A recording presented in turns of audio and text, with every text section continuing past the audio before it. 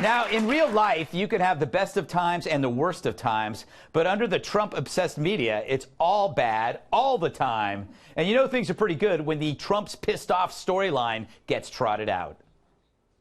President Trump isolated, growing more furious by the day. His mood dark and angry. The president is lashing out at the Mueller probe. The president is said to be in a foul mood. The president's state of mind is the worst it's been since the campaign, and that among the West Wing staff, there is a near universal sense of foreboding. Ooh, a universal sense of foreboding. That's how I feel after eating Taco Bell. But Trump, he's mad, so mad that maybe he'll stage a coup. In the sad event he does run, and he does lose, which would be a happy event, it would be stunning what we would see. He would be a president going, I'm not leaving. I'm not leaving. Can call the military. I mean, it is that. We have to look at this man. He really would do that. I'm looking at that man. Fun fact, MSNBC made him in a lab with chicken wire and Botox paste. So now that the apocalypse has been postponed until after brunch, we must make do with the old chestnut. Trump's unstable. And no wonder, when some networks stop talking about how bad Trump is, what are you left with? Them. The empty talkers, the noisemakers in suits, jaw-clacking dolls with broken hinges and tummy tucks. They cling to Trump's mood like it's candy-colored Klonopin. Even as the news looks pretty good for America. He just scored a bipartisan win on prison reform. Even Van agrees. The 99 times I don't agree with the president, I'm going to give him hell. But on this one, I'll give him a salute and an applause. We've got to come together to help the people at the bottom. And while the networks OD on Trump rage, the president signed a measure Monday to create a new National Historic Park for Martin Luther King Jr. But wait, how can that be? How can Trump do this? Isn't he racist? The President of the United States is racist. Well, if he's a racist, he's really bad at it. Trump, the world's worst racist. You know, that's a great idea for a coffee mug. World's worst racist. Like, world's best. Yeah. No. Also missed, there was the Medal of Freedom honors. George Herman Babe Ruth Jr. George Herman Babe Ruth Jr. He was a junior. I can imagine what his father was like. I just love that. What's his father like? All right. Then you have Trump's arch hemorrhoid, the ambulance-chasing chuckle bucket, Michael Avenatti. Busted. Now, this isn't funny. He was busted on suspicion of striking a woman, allegedly. Of course, the cad is innocent until proven guilty. That's what good people believe in, even if people like him don't. He could be innocent as Brett Kavanaugh was when Avenatti was tormenting him. I just hope the media does a little soul-searching after booking this clown incessantly. The media soul-searching, that's like looking for Bigfoot. It's not so long ago Avenatti was their darling. CNN and MSNBC were junkies to his anti-Trump crack. But now he's toxic, and so the media that loved you pretends you never dated. It's like me in my Backstreet Boys pajamas. I pretend I never owned them, but for years I wore them under my school uniform. Which leads me to a new, huge landmark study on media trust. The Hollywood Reporter surveyed thousands of people on who's the most trusted name in news. Now, I don't want to say the surprising anchor who blew away the competition, so we'll just throw to this video. In 2018, a landmark poll surveyed Americans to determine the most trusted news media personalities. The results are in, and one of the most trusted names in news is none other than Greg Gutfeld. It's just another prestigious accolade for the host of Fox News' flagship program, The Greg Gutfeld Show. He bested some of the most established industry insiders, like Wolf Blitzer, Stephanie Ruhle, Katie Tur, Don Lemon, Rachel Maddow, Brooke Baldwin, Mika Brzezinski, Chris Cuomo, Chris Matthews, Lawrence O'Donnell, and of course, the absolute least trustworthy name on the list, Joe Scarborough, who came in at rank 49 out of the 49 listed in the poll. Others were barely able to come out ahead of Greg Gutfeld. Those include Jake Tapper, Dana Perino, Craig Melvin, Chris Wallace, Andrea Mitchell, Harris Faulkner, Brian Williams, David Muir, Anderson Cooper, and Lester Holt. But it's clear the real winner is you, America. You get to watch one of the most trustworthy, charismatic, and handsome news media professionals 6 days a week. So join us in celebrating television's most prolific broadcaster, Greg Gutfeld.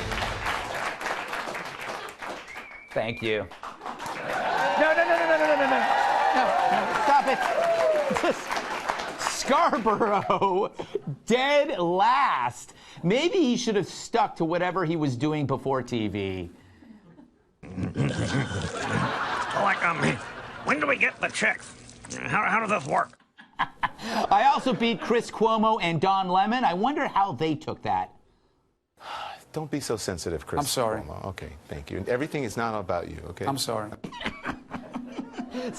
Somebody looks like he better get after it. But like I always say, when life gives you Don Lemons, go watch Greg Gutfeld. I also bested Rachel Maddow. How can that be, Rachel? I usually have so many words. I have the best words. For this, I have no words. Seriously, this just happened. Woohoo! To quote Rachel, woohoo! All right, but even I gotta admit, this is weird. There's something wrong when I'm more trusted than Wolf Blitzer. How can that be? He's boring, and he has a beard, which makes him instantly trustworthy. I mean, I'm flattered by this, but I'm also terrified. Me trusted by you? I don't even trust myself. I won't even be alone with me. But here's the real problem. The list had mixed commentators with reporters, which is stupid. FNC has both, but we clearly label what's what. Other networks, they aren't as clear, which is why so many people mistake opinion for fact, which leads to fake news. No wonder people think Trump is crazy or insane. It's an opinion coming from their news sources, and that isn't healthy. If we only had something for that. He would be a president going, I'm not leaving. I'm not leaving. Can I call the military? I mean, is that... Trump is going to engineer a coup. He's going to round up families and separate children. He's going to imprison women and turn them into baby-making factories. Hold on there, partner. Where'd you come up with this? Well, just watching TV and talking to my friends. Sounds like you need new friends. New friends? Tell me more. New Friends is not a drug, but a group of people who present a different set of opinions that more clearly reflect reality than the talking heads on TV. Wow, sounds great. Where do I start? First, you'll want to go outside. Then maybe go to a hardware store, or a grocery store, or a local church. No playgrounds. Then initiate conversation without mentioning politics. Do you have neighbors? Yeah. Maybe talk to them about the weather or sports or their pets. They love to talk about their pets. Do they like you? Yes. Oh, no. Ever since I took down their Trump signs. That's okay. Maybe apologize with a bottle of wine. Sounds great. I never thought of that. I'm going to give it a try. New Friends is the best way to keep you from going down the paranoid, angry rabbit hole that turns people like Joe Scarborough and Donnie Deutsch into gibbering idiots. Act now and we'll throw in this handy Deutsch bag. It's a burlap sack that you place over your TV when Donnie is on TV. So get New Friends today. Side effects include being happier and more stuff to do.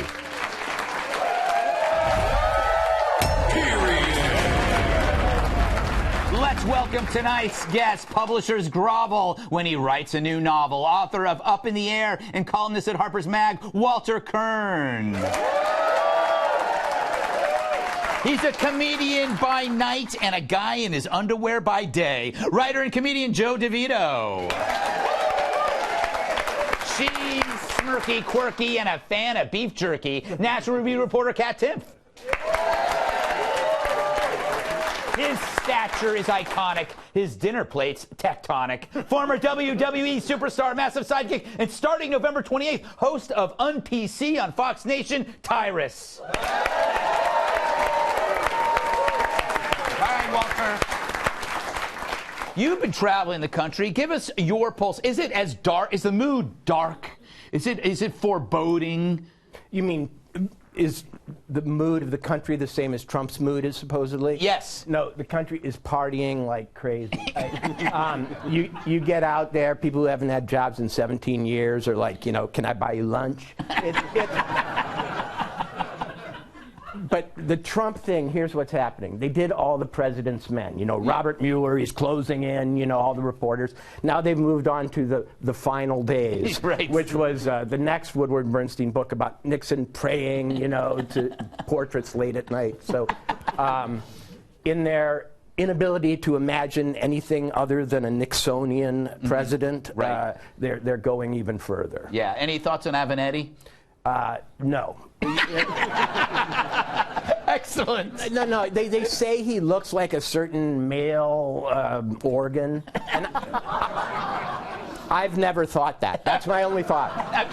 You know, I've never thought that either until now. Joe, you haven't been traveling the country. In fact, you've been a shut-in since I've been holed up, yes. Yes. What are your thoughts on any topip from the monologue you see fit? I think Avenatti, if you saw him playing an evil lawyer in a movie, Pacino would say that's a little over the top. He's really pushing it. I like how Donnie Deutsch says that Donald Trump wouldn't respect the results of an election. Gee, who does that sound like? It's true. It's true. By the way, I like your beard. Kat, what do you make of my award? Actually, it wasn't an award. It was my rating as being one of the most trusted men in news. You probably saw that coming. I'm just so happy to see you happy, Greg. Thank you. Anything else? No. What are your thoughts? I'm just so glad that I am not the president and that I don't have everyone in the media analyzing my mental state all day, every day. I was just looking at that and imagining what stories they'd say about me. Yes. They'd be like, she wakes up every morning next to an elf bobblehead doll. You know, like, she makes us listen to Return of the Mac on repeat during national security briefings. You know, I own like 23 pairs of penguin socks. Why does she keep tweeting about lizards at 3 in the morning? And why is she always alone? But thankfully, nobody knows any of those things. No, not at all. We know very little about you. Tyrus?